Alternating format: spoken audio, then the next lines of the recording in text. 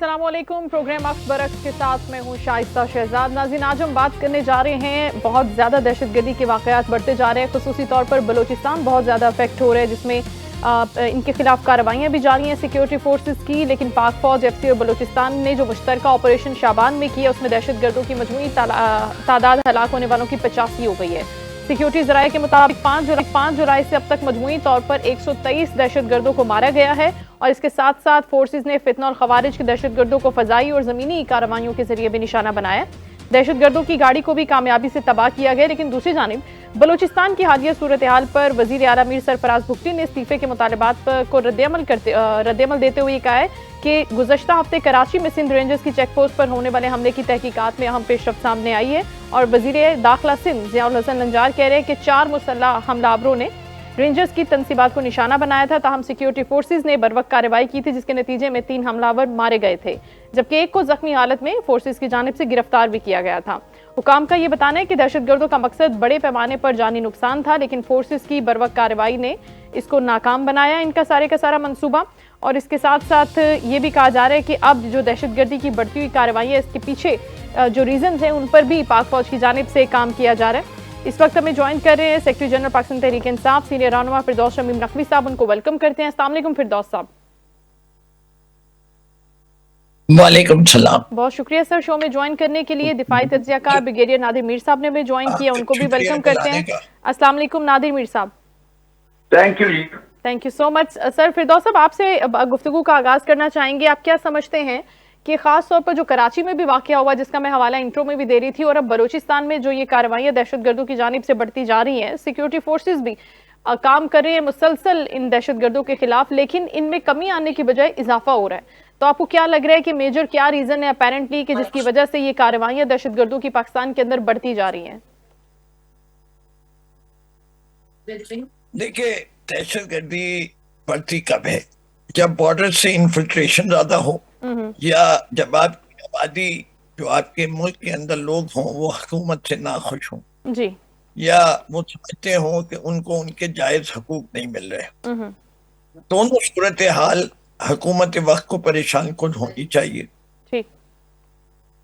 Border से infiltration रोकने का काम तो सरासर के बाहर के एजेंट ना आए, वो तो हमारे आर्मी का है या रेंजर्स का है कि उन्हीं ने बॉर्डर्स को सिक्योर करना है। उसके लिए हमने बाकायदा बार्ब वायर भी लगा दी, पूरे बॉर्डर को भी सिक्योर किया, लेकिन उसके बावजूद लोग आ रहे हैं। इसके माने या तो वो वायर्स के नीचे से आ रहे हैं या वो समुद्री रास्ते से आ रहे हैं। बलूचिस्तान का कोस्ट भी बहुत बड़ा है और इलाका भी बहुत बड़ा है। मैं समझता हूं कि हम उसको नॉन पोरस करने में कामयाब नहीं हो सकते, इससे कि वो बहुत मुश्किल काम है। या तो हम बाकायदा कोई ऐसी टेक्नोलॉजी इस्तेमाल करें कि सैटेलाइट कैमराज इस्तेमाल करें कि हमें पूरे बॉर्डर को हमें स्कैन कर सके हर वक्त कैमरों के जरिए, और हमें पता हो कि जब भी कोई मूवमेंट हो तो आज मॉडर्न टेक्नोलॉजी एआई की मदद से जैसे ही कोई मूवमेंट होगी वो अलर्ट कर देगी। It's possible, it may be expensive, but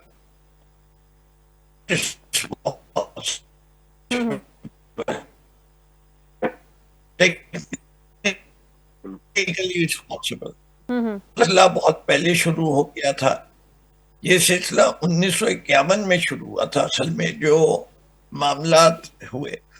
इससे कि जो लोग तारीख बलूचिस्तान की पढ़े में उन्हें पता है कि कल्लात को खुद कायदे आलम ने मुकदमा लड़ते हुए इंडिपेंडेंट स्टेट बनाया था। It was not link to India.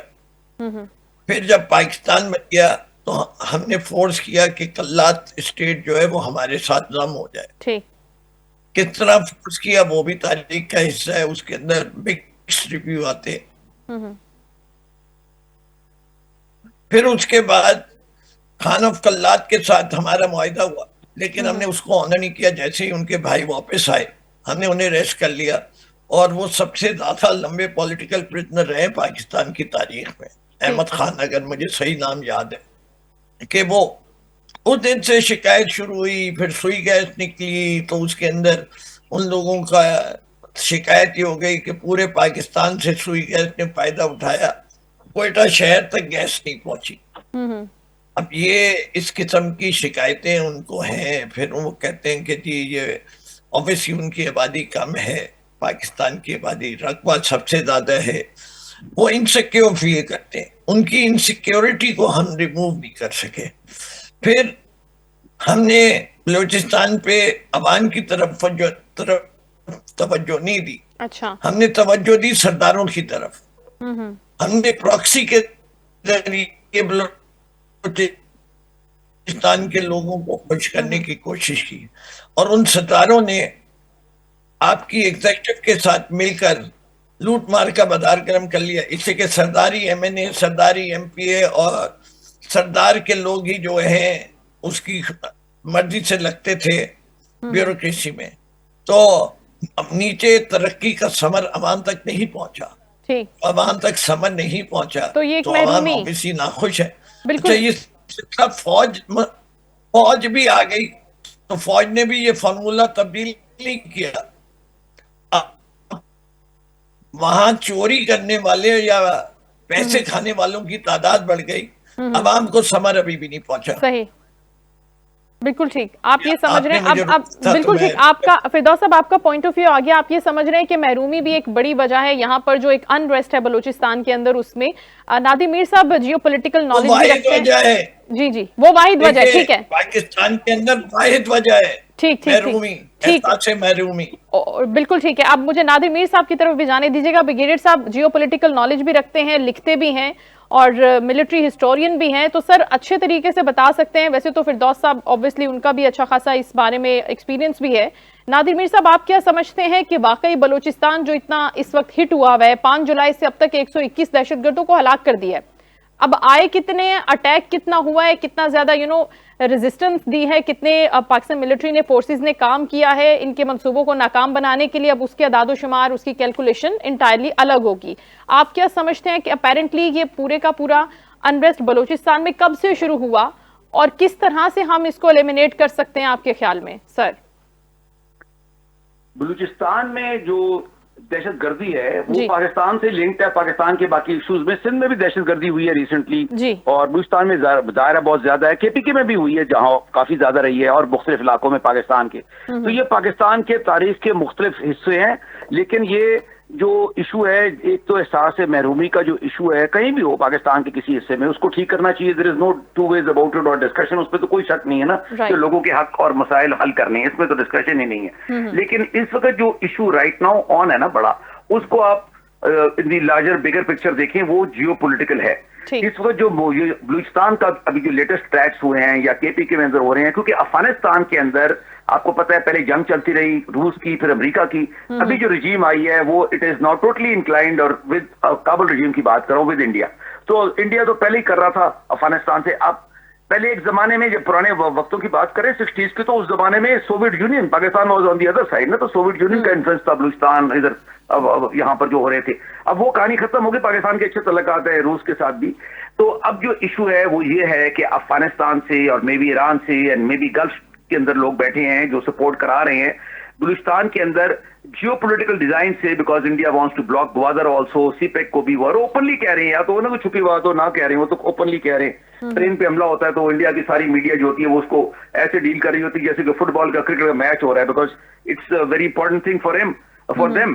तो कहने का मतलब ये है कि ये पहलू चल रहा है बहुत बड़ा जो एक्सटर्नल है। इट इज नॉट कि सिर्फ बाहर से आ रहे हैं, बाहर से एक डिजाइन के मुताबिक और आ रहे हैं। सिंध में भी हुआ है, लेकिन सिंध में छोटा है, सिंध में काफी अंडर कंट्रोल है, एक आधा वाकया हो गया या थोड़े से हो गए। बलूचिस्तान पे बड़े स्केल पे जैसे आप देख रहे हैं, और उस इलाका भी बड़ा है ज्योग्राफिकली है ना, और आप देखें इस ज्योग्राफिकली इलाका बड़ा है, और सारा उसके अंदर दे गेट सेफ हेवंस और दे ऑपरेट। और बेसिक एम क्या है, अब ये देखें ना, व्हाट इज द एम। आप ये देखें कि हो रहा किधर है, बलूचिस्तान से लेके केपीके से लेके and right till northern area. आप इंडियंस को सुने, उनके सोशल मीडिया पे जाए, उनकी चैनल पे जाए, वो तो ओपनली कह रहे हैं कि जी ये पूरा इलाका जो है यानी वेस्टर्न पाकिस्तान, इसको उन्होंने काटना है या अफगानिस्तान के थ्रू या खुद करके या जो भी डिस्टेबलाइज करना है, what ever they can do. So there is this geopolitics जो आपने अभी नाम लिया था थोड़ी देर पहले, that is also behind it. So it is not just a small group of people who are disgruntled who is doing it. It is obviously एक मुल्क से लड़ना, एक फौज से लड़ना तो थोड़े से महरूम लोगों की काबिलियत नहीं है, कोई भी हो, किसी इलाके की दुनिया के लोग हों, वो इसके पीछे बहुत कुछ होता है। मैं आपको टर्की की मिसाल देता हूँ, मैंने टर्की में स्टाफ कोर्स किया था, तो वहां भी आते थे कुर्दिश इंसर्जेंट्स या कुर्दिश टेररिस्ट, और टर्की उनको मैच करता था, और अब वो मसला उन्होंने हल हो गया है finally after a long battle और लॉन्ग वॉर कह लें। तो कहने का मतलब है कि जबकि अंदर आपने पाकिस्तान पूरे में, सिंध के इंटीरियर सिंध में, बलूचिस्तान में और बाकी पसमानदा अंडर डेवलप्ड पाकिस्तान में लोगों को आपने उनके राइट्स के अलावा फैसिलिटीज डेवलपमेंट करनी है और उनका वो पूरे हक दिलाने हैं, इसमें तो कोई डिस्कशन हो ही नहीं सकती, ना होनी चाहिए 100%। But at the same time जो फॉरेन इंस्पायर्ड अटैक्स है उनको भी तो आपने ब्लॉक करना है ना, मतलब इसको आपने टू वे देखना है कि there is something happening outside and then exploiting any kind of issue that is inside. वो कहीं भी हो सकता है, इशू तो हर मुल्क में होते हैं ना, लेकिन आर्म्ड अटैक जो है ना, ये आंसर नहीं है। अगर किसी को प्रॉब्लम है तो उसका ये मतलब तो नहीं है ना कि वो उठा के बंदूक करना शुरू कर दे कराची के अंदर या लाहौर के अंदर या किसी जगह, किसी शहर में भी फॉर दैट मैटर। तो देयर इज एक सोसाइटी का, एक स्टेट का एक मतलब स्ट्रक्चर है ना, परफेक्ट ना सही दुनिया के अंदर, इनको no state allows that by the way. तो आप देखें ना, ये सवाल, असल सवाल जो है ना वो आप पूछे कि ये दहशतगर्दी दूसरे मुल्क, जो मैंने सवाल पूछा है अगले दिन, वो आप सवाल पूछे। मीडिया का काम है कि जी दहशतगर्दी बाकी मुल्कों में क्यों नहीं होती, क्या और मुल्कों में मिसाइल नहीं है? ईरान नहीं होने देता, तुर्की नहीं होने दे रहा, आप जाए ना कि तुर्की में दहशतगर्दी, चीन में करके देखे, रूस में करके देखे, हुआ कभी वंस इन ब्लू मून साल के बाद, 2 साल के बाद इंसिडेंट, सऊदी में करके देखे, ये सिर्फ पाकिस्तान में होती है। सो इसमें there is much more to it than this जो हम डिस्कस कर रहे हैं, और उसके अंदर पूरा एडमिनिस्ट्रेटिव सिस्टम, और ये किसी एक पार्टी या एक ग्रुप का तल्लक नहीं है, उसके साथ पूरा निजाम जो है ना उसका भी तल्लक है ना। इट हैज टू फंक्शन, खाली फौज नहीं है, खाली कोई ये ब्लेम गेम नहीं है कि इसने फौज ने काम किया या फौज ने नहीं किया या सिविल ने किया या पॉलिटिकल नहीं किया। It is not like this. Brigadier साहब टेकन एज अ नेशन, ये नेशन का काम है ना, whole of the nation approach. At the end of the day आपको अमन चाहिए, मुल्क में लोगों को सेफ्टी सिक्योरिटी चाहिए, peace and prosperity go together. तो जो करा रहा है मुल्क के अंदर या बाहर से करा रहा है, आपने उनको रोकना है इन एनी वे, और रोकने का जो तरीके है वो उसके मुताबिक आप कर रहे हैं, और इंशाल्लाह we should do it more so that peace prevails in Pakistan, especially in Balochistan. That's correct. मेरा सवाल यही था जब आप ये गुफ्तगू कर रहे थे कि this is not only the reason, महरूमी वाली जो हम बात कर रहे थे, फिरदौस साहब ने भी यही बात की। दूसरी जो बड़ी मेजर रीजन है, कॉज है, वो आपके नजदीक क्या है? किसी को ब्लेम करने की बात नहीं हो रही, इट्स नॉट ब्लेम गेम कि हम बात करें कि पॉलिटिकल लीडरशिप ने काम नहीं किया या मिलिट्री लीडरशिप ने काम नहीं किया, लेकिन इनके अंदर जो इतनी ज्यादा रूट कॉज की अगर हम बात कर रहे हैं, क्योंकि आपने जाहिर है उसको हिस्टोरिकली पढ़ा है, रीड किया है इस पूरे जगह को, तो वो एक रीजन कहां पर है जहां से हम सब से कलेक्टिवली कोई फ्लॉ छूट गया है, कोई ऐसा गैप रह गया है जहां हमें उसको फिल करना था और हम टाइमली फिल नहीं कर सके। हम एक लीडरशिप की बात नहीं कर रहे हैं, हम कलेक्टिवली बात कर रहे हैं मीर साहब इस वक्त।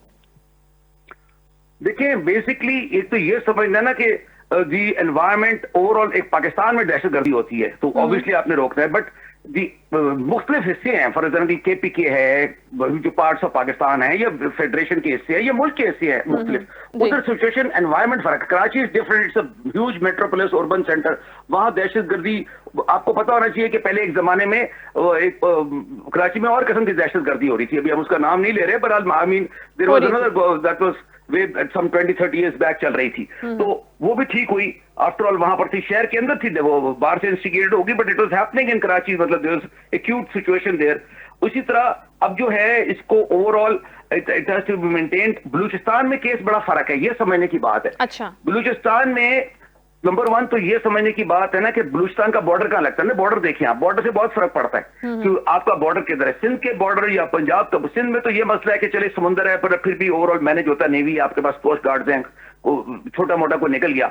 बलूचिस्तान का बॉर्डर देखे ना, it is bounding both Iran and Afghanistan and it's west 43-44% of Pakistan. Ravines हैं, केव्स हैं, हाइड आउट के एरियाज हैं, और बाकी may be somebody supporting them और सिंपथाइजिंग और व्हाटएवर। और मेन चीज ये है कि इसमें जियोपॉलिटिकल इंटरेस्ट किसका है। अब आप ये जो सारी कहानी ने, इसको एक और चीज से भी लिंक करें जो करंट है, वो मैं पुरानी से बात नहीं कर रहा, बिल्कुल करंट है आज के दिन में। वो क्या है, ये जो बड़ी पिक्चर है ना, उसको अगर आप भूल जाएंगे तो मसला हल ही नहीं हो सकता। ये जो लेटेस्ट वॉर चल रही है ईरान की और अमेरिका की, और अब फिर शुरू हो रही है, या कम से कम पीस नहीं हुई अभी तक पूरी, वो उसका भी रिलेशनशिप है ना, क्योंकि आप देखिए वो that is just next door. अभी ईरान की पोर्ट्स को वो बंद कर रहे हैं, अमेरिका वो लगा रहा है, तो ये जो बॉर्डर है अक्रॉस, उधर से भी अब वो various players are involve in it clandestinely. Iran की बात कर रहा हूँ, और उधर से भी स्पिल ओवर आता है बलूचिस्तान के अंदर। ये समझने की आप तो ये समझे ना कि अगर कोई इलाका है तो सबसे पहली चीज एक्सेस होती है कि आना कहां से है। तो बलूचिस्तान में किसी ने आना है तो 3 रास्ते है, या ईरान से आ सकता है, या अफगानिस्तान से आ सकता है, और या समुद्र से आ सकता है। लेकिन समुद्र से आना तो बड़े स्केल पे मुश्किल है, पकड़े भी जाते हैं। इट्स नॉट, ईरान वाला आसान है क्योंकि इसका बॉर्डर क्लोज लगता है, वहां से भी आते हैं, छुप जाते हैं। नॉट दैट ईरानी गवर्नमेंट उसमें करा रही है, ईरान की हुकूमत हमसे हमारे बहुत क्लोज तल्लुकात है, हम उनके लिए अमन करा रहे हैं, लेकिन इलाके की बात कर रहा हूँ तो एज अ सेफ हेवन। इस तरह अफगानिस्तान में तो ओपनली गवर्नमेंट अफगानिस्तान की कह रही है, वो तो टीटीपी कह रही है वो रॉकेट मारेंगे, मिसाइल मारेंगे, ड्रोन मारेंगे, वो तो आपके सामने है। और BLA and TTP, I mean वो दे आर इन यूनिसन ना, वो they are different, totally different outfits, but वो कैसे मिल गए अगेंस्ट पाकिस्तान? तो कोई तो मिला रहा है ना। इट्स वेरी सिंपल, इसमें क्या मुश्किल है जो समझ नहीं आ रही? जो जियो पॉलिटिक्स की आपने पॉइंट किया है वो तो बड़ा सिंपल है कि इंडिया तो फुल टाइम करा रहा है, अफगानिस्तान साथ कर रहा है उसके, तो ये सारे फैक्टर्स उसके अंदर आ रहे हैं। तो इसके सॉल्यूशंस पाकिस्तान के अंदर भी आपने करने, पाकिस्तान से बाहर भी करने हैं, चाहे आप डिप्लोमेसी यूज करें, या कोर्सिव प्रेशर यूज करें, या प्यूनिटिव काइनेटिक करें, या 50 और तरीके हैं करने के। मतलब there are lots of things, it's a wholesome package.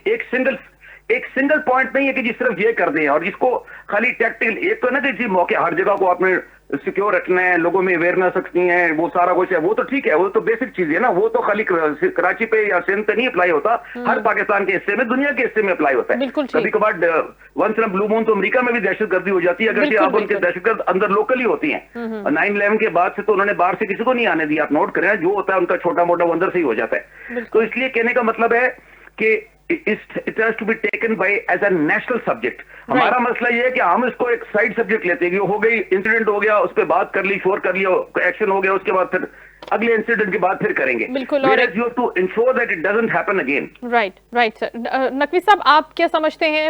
Brigadier साहब ये फरमा रहे हैं कि क्योंकि हमें इसके ऊपर एक इसको एक मेन सब्जेक्ट के तौर पर इसको देखना चाहिए, ना कि साइड लाइन में आप इसको रख दें कि हाँ ठीक है, एक जगह है बलूचिस्तान जहां पर इस तरह से टेररिज्म होता है, ऑफ एंड ऑन ज्यादा हो जाता है, जैसे आजकल ज्यादा है, तो हम इसको डिस्कस भी करें मेन स्ट्रीम के ऊपर, और हुकूमतें भी for in a certain way उसके ऊपर काम कर रही होती हैं अपने अपने दौरे हुकूमत में। महरूमी का जिक्र आपने किया, बॉर्डर्स का जिक्र ब्रिगेडियर साहब ने कर दिया, what else do you think कि उसके ऊपर काम हर हुकूमत को करना चाहिए, और ये कंटिन्यूटी के साथ इन अ लॉन्गर रन, एक लंबे अरसे के लिए एक पूरा प्लानिंग बनाकर इसके ऊपर हमें काम करने की जरूरत है to get rid of it, ताकि हम इसे मुकम्मल तौर पर छुटकारा पा सकें? सर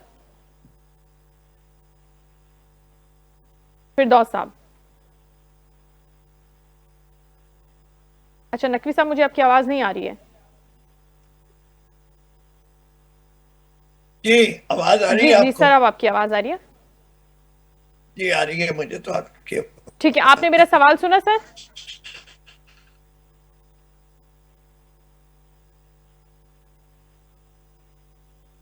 अच्छा ठीक है, फिरदौस साहब के इंटरनेट में कुछ इशू है, आप उनको दोबारा आप उनको कनेक्ट कर लें सो दैट हम उनसे पूछ सकें। दोबारा रिपीट कर दीजिए प्लीज। जी फिरदौस साहब, मैं सवाल दोबारा रिपीट कर दूं सर? क्लियर। ओके, मेरा सवाल ये था, जी रिपीट कीजिए सवाल। जी मेरा सवाल ये था, ब्रिगेडियर साहब ने ये जिक्र किया था कि सिर्फ एहसास महरूमी की बात नहीं हो रही है, इसके अंदर बहुत से जियोपॉलिटिकल फैक्टर्स हैं, जिसके ऊपर सबसे जो बड़ा मैटर है वो बॉर्डर का है कि कहां से आपके कौन से बॉर्डर्स लग रहे हैं, और फिर हुकूमतें इसको एक साइड सब्जेक्ट के तौर पर डिस्कस करती हैं, कोई लंबा चौड़ा इन अ लॉन्गर रन लंबी प्लानिंग नहीं की जाती इसके ऊपर। तो आप समझते हैं कि हुकूमतें वाकई इसको इसके अंदर लैक करती हैं, इसके ऊपर काम नहीं करती हैं, आती हैं चली जाती हैं, और इसके ऊपर उस तरह से तवज्जो नहीं दी जाती? मैं इसका जवाब बड़ी शिद्दत के साथ। जी सर। जी मैं समझता हूं कि मेरे पास इसका अहमकानापना है। किसका है वो आपको समझ में आ जाएगा। जी सानिया मशरकी पाकिस्तान, हम कुछ नहीं सीखे।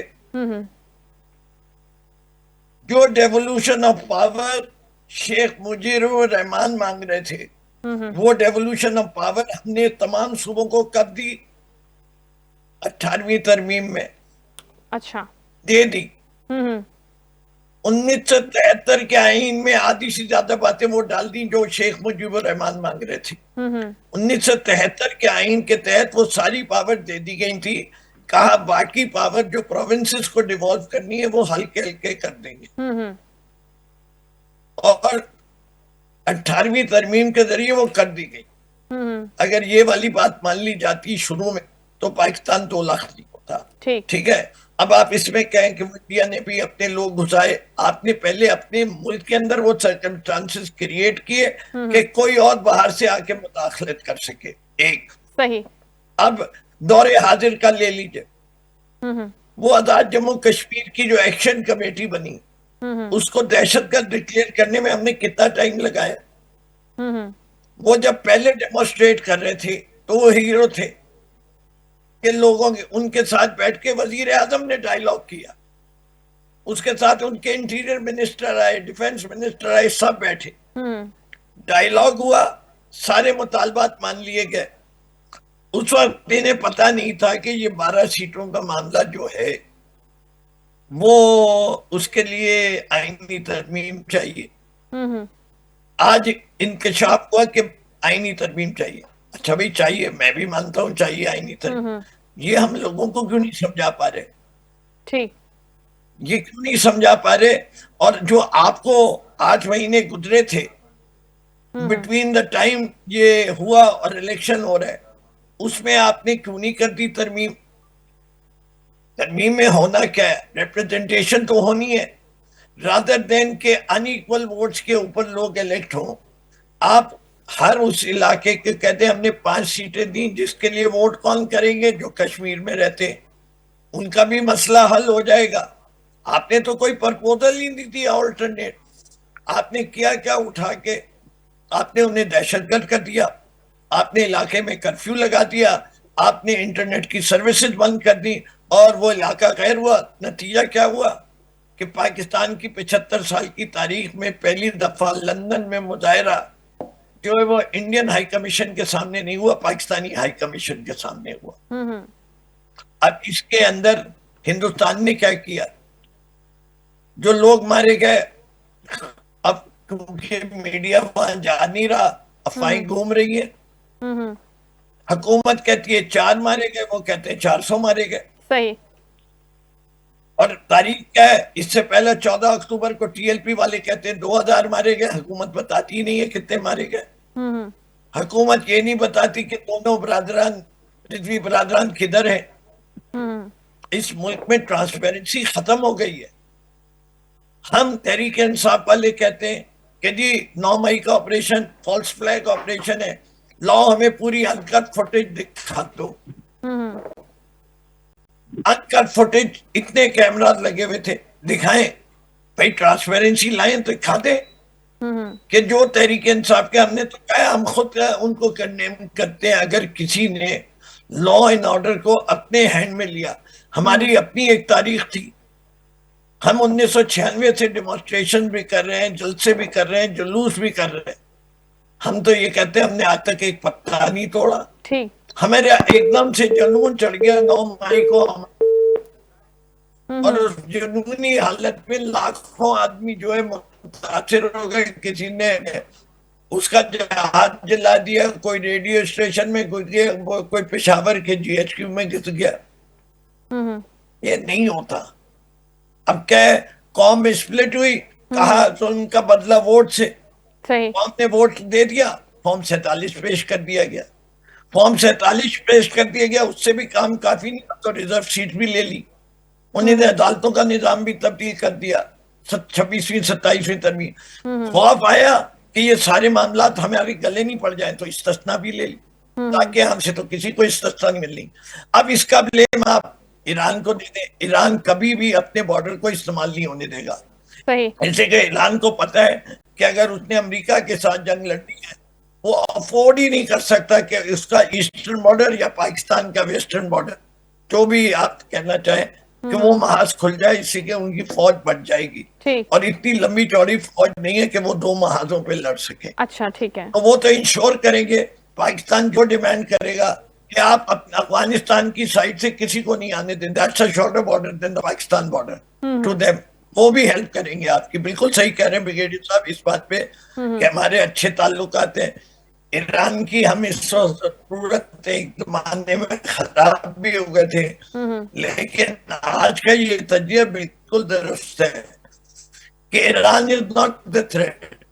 अब अफगानिस्तान को भी तारीखी तौर पे देख लें, इनको हमने पाला है, हमने पाला है, इससे मतलब क्या है? हमारी फौज की प्रीमियर एजेंसी ने पाला है। जी जी। हमने रूस को हरवाया, तब भी हमने पाला।